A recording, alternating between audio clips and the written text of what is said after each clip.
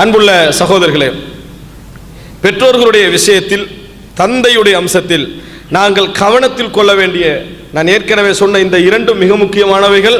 அதோடு மூன்றாவதாக நாங்கள் கவனத்தில் கொள்ள வேண்டிய மிக முக்கியமான ஒரு அம்சம்தான் தந்தை நமது சம்பாதிப்பில், நமது பொருளாதாரத்தில் வாழுகின்ற ஒரு காலகட்டத்தில் அவர் தமது பொருளாதாரத்தில், எங்களது பொருளாதாரத்திலே செலுத்துகின்ற செல்வாக்கு, எங்களது பொருளாதாரத்திலே செலுத்துகின்ற அந்த செல்வாக்கு இருக்கிறது, அது நாங்கள் மிகவும் கவனத்திலே எடுக்க வேண்டிய ஒரு விஷயம். என்ன, பொதுவாக தந்தைமார்களுடைய இயல்பு மகன் கொடுத்தாலும் வேண்டாம் என்று சொல்லக்கூடிய அமைப்பில் தான் அந்த கண்டிப்பாக அவர் வளர்ந்திருப்பார். மகன் கொடுத்தாலும் இது போதும் என்று சொல்லக்கூடிய அமைப்புடைய அந்த கண்டிப்பு தன்மை இருக்கும். ஆனால் சில பொழுதுகளில் உரிமையாக நம்ம எதிர்பார்ப்பதை விட அதிகமாக என்ன செஞ்சிருவாரு, கேட்டுருவார். இவ்வளவு தான் அப்படி என்று என்ன செய்வார், கேட்டுருவார். அல்லது உரிமையாக அவர் எடுத்துருவார், அல்லது உரிமையாக கொடு என்று சொல்லிடுவார். இந்த மாதிரி நடந்து கொள்வாங்க. ரசூலுல்லாஹி ஸல்லல்லாஹு அலைஹி வஸல்லம் இடத்தில் ஒரு மனிதர் வருகிறார். வந்து சொல்றாரு, அல்லாஹ்வின் தூதரே, இன்னலி வலதன் அதாவது வஸௌஜன், எனக்கு அதாவது பிள்ளையும் மனைவியும் இருக்கிறாங்க, அவர்களுக்காக நான் வந்து செலவழித்து வரேன். எனது தந்தை அது யுரீது ஐயஜ்தஹ மாலி, சொத்தை டோட்டலா ஒழித்து விட பார்க்கிறார், என்ற பொருளாதாரத்தை முழுசா ஒழிச்சிட பார்க்கிறாரு. அப்படின்னா என்ன, நிறைய எடுக்கிறார், நிறைய என்ன செய்யறாரு, தேவைக்கு அதிகமாக என்ன செய்யறாரு, எடுத்துக்கொண்டிருக்கிறார் அப்படின்னு ரசூலுல்லாஹி ஸல்லல்லாஹு அலைஹி வஸல்லம் இடத்தில் சொல்கிறார்கள். இஸ்லாத்துடைய மனித உரிமை என்ற பார்வை வேறு, மேற்கத்திய உலகத்துடைய மனித உரிமை என்ற பார்வை வேறு. ரசூலுல்லாஹி ஸல்லல்லாஹு அலைஹி வஸல்லம் சொன்னார்கள், அன்த வமாலுக லி அபீக், அன்த வமாலுக் லி அபீக், நீனும் உனது சொத்தும் உன் தந்தைக்குரியவை தான் என்று சொன்னார்கள். அன்த வமாலுக லி அபீக, நீனும் உனது சொத்தும் உனது தந்தைக்குரியவை தான். நீ யாரு?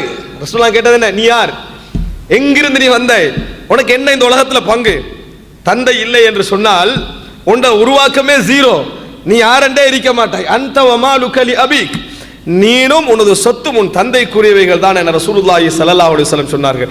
இன்னொரு செய்தியிலே சொன்னார்கள், ஒரு அதாவது அத்யபு மா யஅகுலு ரஜுலு மின் கஸ்பிஹி ஃபஇன்னல் வலத மின் கஸ்பிஹி, ஒரு மனிதன் சாப்பிடுகிற நேரத்தில் அவன் உண்ணுகின்ற உணவிலேயே மிக சிறந்தது எது தெரியுமா?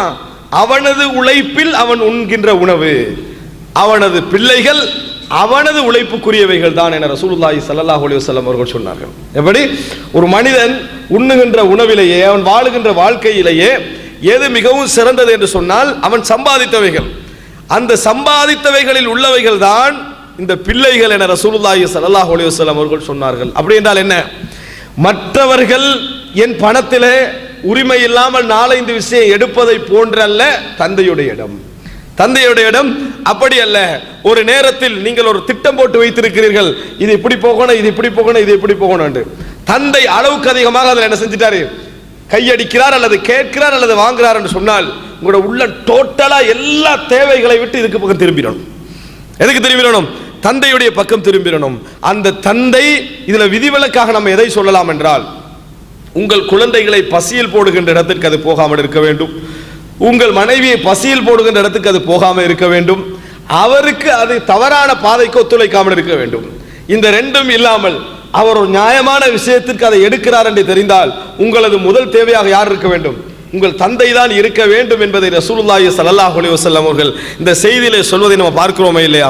இந்த விஷயங்களை யோசித்து எத்தனை பேர் நடந்து கொள்கிறோம்? என்ன காரணம் தெரியுமா? உங்கள் நண்பருக்கு நீங்கள் தர மறுத்து விட்டால், நண்பன் தர மறுத்துட்டான்னு போயிடுவான். ஆனால் உங்களோட தந்தைக்கு நீங்கள் தர மறுத்து விட்டால் அதோட போக மாட்டார். 20-25 வருட வாழ்க்கை அவருடைய கண்ணில் என்ன செய்யும், ஓடும். உங்களுக்கு ஒரு டொய்ஸ் வாங்கி தருவதற்காக வேண்டி அவர் பட்ட பாடு அவருடைய உள்ளத்தில் என்ன செய்யும், ஓடும். ஒரு ட்ரெஸ்ஸுக்காக வேண்டி அல்லது உங்கள் ஒரு நோய்க்காக வேண்டி நீங்கள் குணமாக வேண்டும் என்பதற்காக அவர் பட்ட பாடு என்ன செய்யும், அவருக்கு ஞாபகம் வரும். அன்புள்ள சகோதரிகளே, என்ன புரிந்து கொள்ள வேண்டும், சாதாரண ஒரு குறையோடு ஒரு குழந்தை பிறந்து விடுகிறார், ஆனால் அதற்காக வேண்டி தன் டோட்டல் காலத்தை அளிப்பவராக யார் இருக்கிறார்? தந்தை இருப்பதை நம்ம பார்க்கிறோமா இல்லையா? அது இல்லாம போகணும் என்பதற்காக வேண்டி ஊருலகம் முழுதாக அலைந்து எப்படியாவது அது இல்லாமல் ஆக்க வேண்டும் என்பதற்காக எவ்வளவு பாடுபடுகின்ற தந்தைமார்களை நாம் என்ன செய்கிறோம், பார்க்கிறோம். அதனாலதான் ரசூலுல்லாஹி ஸல்லல்லாஹு அலைஹி வஸல்லம் சொன்னார்கள், அன்த வமாலுக லி அபீக், நீங்களது உங்களது சொத்து உங்கள் தந்தைக்குரியவர்கள் தான் என்று சொன்னார்கள் என்ற செய்தியை பார்க்கிறோம். இறுதியாக அன்புள்ள சகோதரர்களே, ரசூலுல்லாஹி ஸல்லல்லாஹு அலைஹி வஸல்லம் அவர்கள் ஒரு அழகான உபதேசத்தை தாய் தந்தை இருவரில் தந்தைக்காக மட்டும் சொல்லிவிட்டு சென்றார்கள். அது என்ன அப்படி என்று சொன்னால், ஒரு முறை இப்னு உமர் ரலியல்லாஹு அன்ஹு அவர்கள், சஹீஹ் முஸ்லிமிலே வரக்கூடிய செய்தி, வீதியால் போய் கொண்டிருக்கிறார்கள். ஒரு மனிதர், ஒரு கிராமப்புறவாசி வருகிறார். வந்த உடனேயே ஒட்டகத்திலிருந்து இறங்கி இவருடைய ட்ரெஸ் எடுத்து அவருக்கு அணிவிச்சு அவருக்கு நிறைய அன்பளிப்பெல்லாம் கொடுத்து வித்தியாசமாக கவனிக்கிறார். பக்கத்தில் உள்ளவர் பார்த்து கொண்டிருக்கிறார். வித்தியாசமாக அவரை கவனித்து அவரை மரியாதை செய்து அவரை அனுப்பி விடுகிறார். அப்போ இவர் கேட்கிறாரு, கிராமப்புறவாசி, அவர்களுக்கு சாதாரணமாக கொடுத்தாலேயே திருப்தியாக என்ன செய்வாங்க, இருந்து கொள்வாங்க, ஏன் இப்படி நடந்து கொண்டீங்க, இப்படி பெரிய வேலையெல்லாம் ஏன் அவருக்கு செய்தீர்கள் என்று கேட்டார்கள். அதுக்கு இப்னு உமர் ரலியல்லாஹு அன்ஹு சொன்னார்கள், ரசூலுல்லாஹி ஸல்லல்லாஹு அலைஹி வஸல்லம் சொன்னார்கள், இன்ன அபர்ரல் பிர் அன் தஸில உத்த அபீக். நீங்கள் செய்கின்ற நன்மைகளில் எல்லாம் மிகப்பெரிய நன்மை எது தெரியுமா? உங்கள் தந்தை யார் யாரோடெல்லாம் உறவோடு வாழ்ந்தார்களோ அவர்களது உறவை நீங்கள் சேர்த்து நடப்பது என்று சொன்னார்கள். அந்த உறவோடு நீங்கள் சேர்ந்து நடப்பது இருக்கிறதே, அதுதான் நீங்கள் செய்கின்ற நன்மைகள் எல்லாம் மிகப்பெரிய நன்மை என்று சொன்னார்கள். அன் தஸில உத்த அபீக். தந்தை மரண சென்றாரு, தந்தை யார் யாரோடெல்லாம் நேசமாக வாழ்ந்தாரோ அவரை காணுகிற நேரத்தில் தந்தை இவரோடு உறவாக இருந்தார், தந்தை இவரோடு நெருக்கமாக வாழ்ந்தார், தந்தை இவரை மதித்தார், தந்தைக்கு இவருக்கு இடையில நிறைய நட்பு இருந்தது என்ற உணர்வில் அவரை கவனிப்பது இருக்கிறது, அது நீங்கள் அவருக்கு பின்னால் செய்கின்ற நன்மையில் மிகப்பெரிய நன்மை என்றார்கள். தந்தைக்காக உம்ரா செய்ய வேண்டும் என்று நினைப்பவர்கள், தந்தைக்காக ஊரை கூட்டி உணவு கொடுக்க வேண்டும் என்று நினைப்பவர்கள் எல்லாம் இந்த ஹதீதை செஞ்சாங்கண்டா காலகாலமா என்ன செய்யலாம், நன்மை செய்யலாம். ரசூலுல்லாஹ் நேரடியாக சொல்றாங்க, இன்ன அபர்ரல் பிர், செய்கின்ற நன்மைகள் எல்லாம் மிக உயர்ந்த நன்மை என்று சொன்னார்கள். எது தெரியுமா? தஸில உத்த அபீக், உங்கள் தந்தையுடைய நேசத்தை சேர்ந்து நடப்பது என்று சொன்னார்கள். அன்புள்ள சகோதரர்களே, காரணம் என்ன தெரியுமா?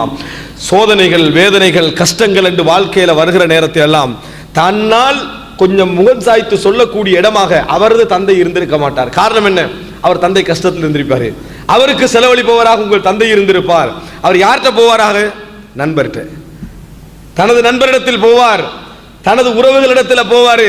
அங்க போய் தான் கடன் கேட்பவராக இருப்பார், அங்க போய் தான் உதவி கேட்பவராக இருப்பார். அவருக்கும் இவருக்கும் இடையில் நடந்த அந்த வாழ்க்கை, அந்த கஷ்டம் யாருக்கு தெரியும்? அந்த நண்பரோடு உள்ள விஷயம். எனவே யார் யாரெல்லாம் அவரோடு நேசமாக வாழ்ந்தார்களோ அவர்களோடு நேசமாக நடப்பதுதான் நன்மைகள் எல்லாம் மிகப்பெரிய நன்மை என ரசூலுல்லாஹி ஸல்லல்லாஹு அலைஹி வஸல்லம் அவர்கள் சொன்னார்கள். அன்புள்ள சகோதரர்களே, தந்தையுடைய இறுதியாக தந்தையுடைய பாசத்தை பொறுத்த வரைக்கும், நேசத்தை பொறுத்த வரைக்கும், தாயுடைய அன்பு போல வெளிப்படுவதற்கு முடியாது விட்டாலும் உள்ளத்தால் அல்லாஹ் ரப்புல் ஆலமீன் நிறைய அன்பை வைத்திருக்கிறான் என்பதை அவருடைய கஷ்டமான காலங்களில் நான் காண முடிகிறேன் என்பதுதான் நூஹ் அலைஹிஸ்ஸலாத்துடைய வரலாறு அவரது மகனோடு உணர்த்துகிறது. இப்ராஹிம் அலைஹிஸ்ஸலாத்துடைய வரலாறு அவரது தந்தையோடு உணர்த்துகிறது. அதே போல அதாவது இஸ்மாயில் அலைஹிஸ்ஸலாத்துடைய வரலாறும் இப்ராஹிம் அலைஹிஸ்ஸலாத்துடைய வரலாறும் அதை உணர்த்துகிறது. இது போல நீங்கள் நிறைய செய்திகளிலே யாக்கூப் அலைஹிஸ்ஸலாத்துடைய வரலாறு யூசுப் அலைஹிஸ்ஸலாத்தோடு உணர்த்துகிறது. இந்த இடங்களெல்லாம் நீங்கள் பார்ப்பீர்கள் என்று சொன்னால் தந்தைமார்களுடைய அந்த உள்ளத்திலே ஓடக்கூடிய அந்த உருக்கம், அந்த இரக்கம், அதற்கென சில இடங்கள் இருக்கின்றன, அது வெளிப்படுகின்ற இடமாக அவைகள் தான் இருக்கும். மற்றபடி கண்டிப்பு என்கின்ற சூழலை தான் அல்லாஹு தஆலா அவர்களது மனதிலே படைத்திருக்கிறான்.